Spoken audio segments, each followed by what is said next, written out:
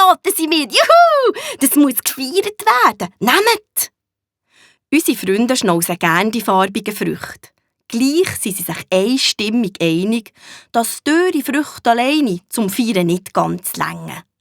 So beschliessen sie, dass sie sich als erstes mit Hammer und Nägel hinter das Schiff bauen machen wollen, für nachher eine tolle Gartenpiratenparty zu starten. Für das braucht es nicht viel. Ein bisschen Holz, eine verwurschelte Zeitung, eine Mami oder ein Papi, der mit Zündhölzchen daherkommt und dann in der Nähe bleibt. Und natürlich ganz viel feine Würstchen. Es wird genagelt, beistet, Kisten umgefertigt, Segel montiert und eine Fahne gebastelt. Potzwüste Woche, sieht das genial aus, rühmt der Tommy und putzt sich die Schweisstropfen vor Stirn. Zufrieden schauen sich die Gartenpiraten ihr Werk an. Hey, jetzt fehlt nur noch etwas! Sammy, aber wir haben doch schon alles gedacht. Schau, unser Schiff hat einen Masten, Ich meine ja auch nicht am Schiff, ich meine an uns. Los, Gartenpiraten, vorwärts Marsch, alles wir hinten nachher. Jetzt werden die Gartenpiraten-Fernrohr vorgenommen und von morgen an kommt jeder in richtigen Piratenkleider daher abgemacht. Sorry, aber was sind echte Piratenkleider?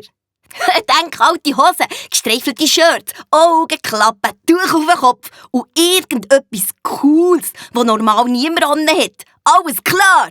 Ei, ei! So, und jetzt fehlt nichts mehr. Miau, was echt? Jetzt fehlt eine zünftige Wurst, miau! Aber die fehlt eigentlich auch nicht mehr lang. Weil der Papi vom Sammy, der selber eine grosse Metzgerei hat, heute mal ein bisschen eher Feierabend machen kann. Darum kommt er gerade in diesem Moment mit einem Päckchen Würst unter dem Arm um eine Hausecke. So lernt er am späten Nachmittag die Gartenpiraten kennen. Brätelt mit ihnen nicht nur Paprika-Piratenwürste und Seeungeheuer-Wienerli, sondern lässt sie auch noch die allerfeinsten, farbigsten, gefährlich und stark werden Spiessli machen. Wie die aussehen?